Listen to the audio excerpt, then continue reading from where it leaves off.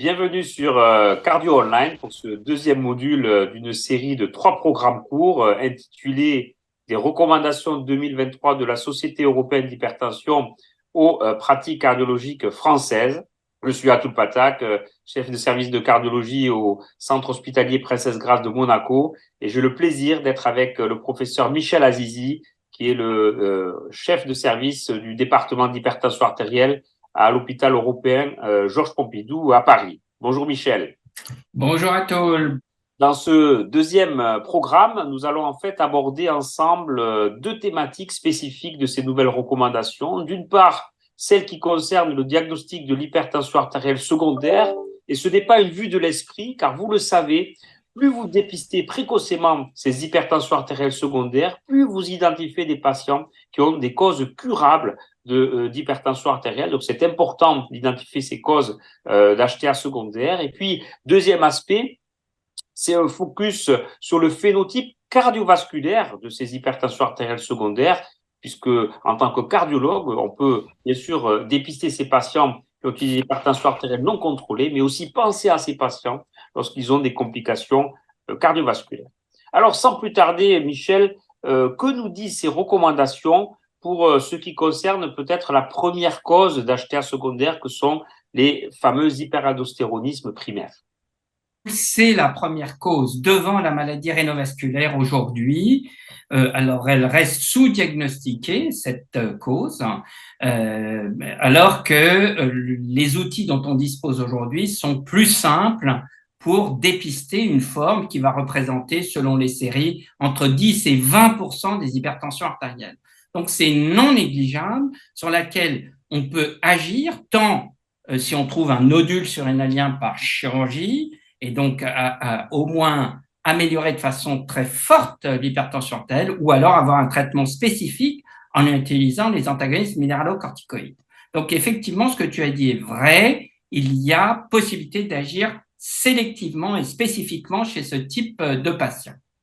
Donc comment faire le diagnostic? Il doit être évoqué, et en fait, bien sûr, devant la présence d'une hypokaliémie spontanée ou induite, sachant quand même que la moitié des patients qui ont un hyperaldostéronisme primaire n'ont pas d'hypokaliémie. Donc, attendre ce signe n'est pas obligatoirement très efficace.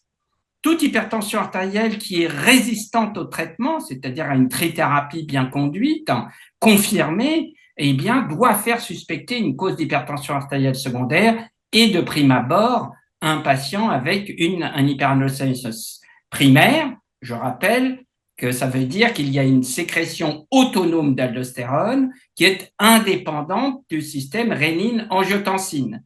Elle s'est totalement autonomisée, il n'y a plus de relation entre les deux. C'est pour ça qu'on va se retrouver dans le plasma avec de l'aldostérone en concentration élevée et une rénine très basse, secondaire à la rétention hydrosodée induite par l'aldostérone au niveau rénal. Donc, le dépistage va se faire par justement la mesure du rapport, ce qu'on appelle aldostérone sur rénine, qui doit être effectué au laboratoire après 15 minutes au minimum de repos en position demi-assise et de façon idéale sous un traitement antihypertenseur dit neutre, c'est-à-dire avec des médicaments qui n'interfèrent pas avec le système rénine-angiotensine-aldostérone. En premier lieu, les antagonistes minéralocorticoïdes qui doivent être interrompus au moins 6 semaines, les bloqueurs du système rénine-angiotensine, les diurétiques, bien sûr, qui vont interférer fortement avec le dosage. À la suite du dosage, une fois que c'est confirmé à 2 reprises, on passera à l'imagerie pour savoir s'il y a une lésion unilatérale ou non. Alors, moi aussi, j'ai une question, c'est finalement, pourquoi c'est si important chez le cardiologue de dépister un hyperaldostéronisme primaire? Il faut effectivement revenir à la physiopathologie. Qu'est-ce que cela fait d'avoir des concentrations très importantes d'aldostérone dans le plasma et dans les urines? Eh bien, vous le savez, l'aldostérone, c'est un vecteur de complications des organes cibles de l'hypertension artérielle. Au niveau cardiaque, tout simplement, on sait que l'aldostérone entraîne fibrose et hypertrophie, ce que nous, on va retrouver lorsqu'on va rechercher à l'échographie cardiaque les conséquences cardiaques de cet hyperaldostéronisme sous la forme d'une insuffisance cardiaque, soit à fraction d'éjection préservée du fait de ce remodelage auriculaire, ventriculaire, avec hypertrophie, fibrose, trouble de la relaxation, trouble de la compliance.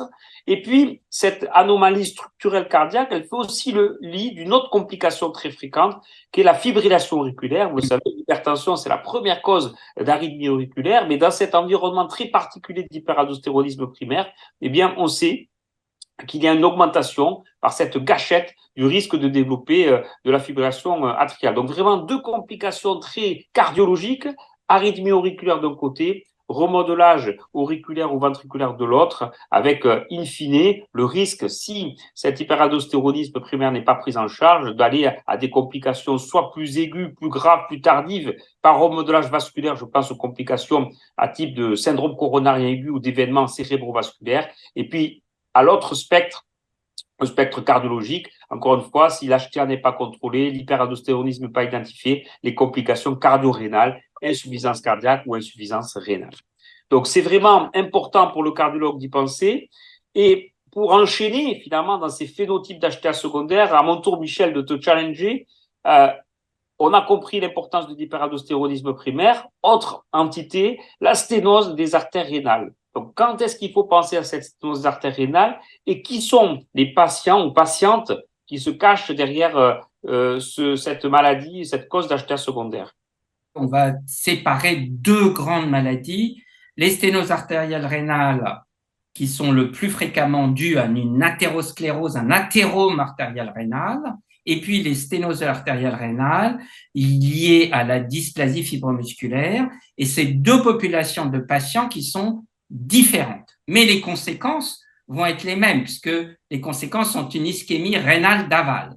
Donc, à nouveau, on va dépister une sténose artérielle rénale si on a une hypertension artérielle résistante au traitement, si on a une insuffisance rénale qui s'aggrave progressivement assez rapidement, si on a une insuffisance rénale aiguë lorsqu'on va introduire un IEC ou un antagoniste de l'angiotensine 2, donc ça c'est une cause classique, si apparaît un œdème pulmonaire qu'on appelle flash très brutal qui doit faire rechercher une sténose bilatérale ou une sténose sur rein unique, et si on trouve à l'échographie, par exemple, faite pour une raison, quelle que soit cette raison, un petit rein unilatéral qui impose d'aller vérifier s'il n'y a pas une sténose artérielle rénale. Ensuite, en fonction de l'âge et du sexe, on aura des profils totalement différents. Le profil de la sténose athéromateuse, c'est le patient polyvasculaire, plus ou moins âgé, fumeur, diabétique, etc., avec une insuffisance rénale, fréquemment avec une hypertension artérielle de type systolique, mais parfois aussi diastolique. L'apparition d'une hypertension diastolique chez les personnes âgées doit faire penser à la possibilité d'une sténose artérielle rénale. Pour la dysplasie fibromusculaire, qui est une maladie qui n'a rien à voir, c'est une atteinte des artères de moyen calibre qui peut atteindre différents secteurs qui vont des artères rénales, les artères, les troncs supraortiques, voire même les coronaires et les troncs digestifs, associés à des anévrismes et des dissections. Eh bien, cette pathologie se voit plus chez la femme, parfois souvent migraineuse, donc c'est ça qu'il faut rechercher, avec deux sous-types en fonction de l'aspect radiologique qui va permettre de faire le diagnostic. L'aspect radiologique habituel, c'est l'aspect en collier de perles, qui montre des diaphragmes les uns après les autres, qui correspondent à une dysplasie qu'on appelle médiale. Et puis vous avez de temps en temps des dysplasies qui sont unifocales, l'autre ce sont des dysplasies multifocales, et ces dysplasies unifocales, elles sont intimales ou périmédiales. Donc, et elles vont avoir des conséquences hémodynamiques sur le rein d'aval. Merci Michel. Une question de ta part peut-être sur cet environnement? Alors, oui, plus spécifiquement, Atul, sur les sténoses athéroscléreuses, puisqu'on a parlé du malade polyvasculaire, comment il faut intégrer le risque cardiovasculaire global chez ces patients, mais aussi globalement chez tous les patients hypertendus. Et c'est important parce que les recommandations insistent sur l'approche holistique de ces patients avec l'intégration de l'évaluation du risque cardiovasculaire. Alors, dans l'hypertension, ce risque est porté de deux manières. soit par la maladie hypertensive elle-même, et on sait par exemple que le niveau manométrique de l'hypertension artérielle, plus il est important, plus il est associé à un risque cardiovasculaire accru, que l'atteinte des organes cibles de l'hypertension artérielle va identifier des patients à haut risque cardiovasculaire, ou que le cumul des facteurs de risque, au-delà de celui que représente l'hypertension artérielle, va majorer le risque cardiovasculaire. Et puis, il y a un autre spectre qui est celui du risque porté par les autres facteurs de risque, ainsi un hypertendu dyslipidémique, un hypertendu diabétique, un hypertendu fumeur, eh bien, sera un hypertendu qui sera évalué selon la méthodologie SCORE-2, méthodologie d'évaluation du risque cardiovasculaire qui donne le risque d'événements morbides et le risque de mortalité cardiovasculaire à 10 ans, avec l'utilisation de 2 ABAC, score 2 pour les sujets jeunes et score 2 OP pour les sujets âgés. Donc, en fait, l'évaluation du risque cardiovasculaire global, elle peut se faire au lit du patient, soit en intégrant les données liées à l'hypertension artérielle, soit en intégrant les données liées à l'environnement, les deux convergents vers l'évaluation du risque cardiovasculaire global. Donc, Michel, si tu m'autorises, juste pour nos collègues, j'aimerais synthétiser finalement les messages importants de cette deuxième session. Premièrement, penser à l'hyperaldostéronisme primaire chez nos hypertendus résistants, secondaires, compliqués. Y penser quand on est cardiologue aussi devant une HTA qui se complique, soit de dysfonction myocardique, à fraction d'éjection préservée altérée, trouble de la relaxation ou en cas de fibrillation auriculaire. Ne pas passer à côté de la sténose des artères rénales qui peut prendre de façon un peu caricaturale deux formes, celle du sujet polyvasculaire qui cumule les facteurs de risque, homme plutôt autour de la cinquantaine, ou la femme plus jeune qui, dans le cadre d'une maladie systémique, qu'on en appelle communément fibrodysplasie, peut effectivement présenter, et tu l'as rappelé avec des descriptions anatomiques très précises, cette fibrodysplasie qui conduit à la sténose des artères rénales. Et enfin, ne pas oublier, au-delà de l'évaluation de l'hypertension artérielle, d'intégrer les scores d'évaluation du risque cardiovasculaire absolu pour affiner le pronostic de nos patients hypertendus. J'espère que ce rapide échange entre nous vous aura été utile pour votre pratique clinique quotidienne et nous vous donnons rendez-vous sur Cardio Online pour le troisième module de ce programme qui, lui, sera consacré à des messages très pratiques sur les nouvelles recommandations en ce qui concerne le traitement.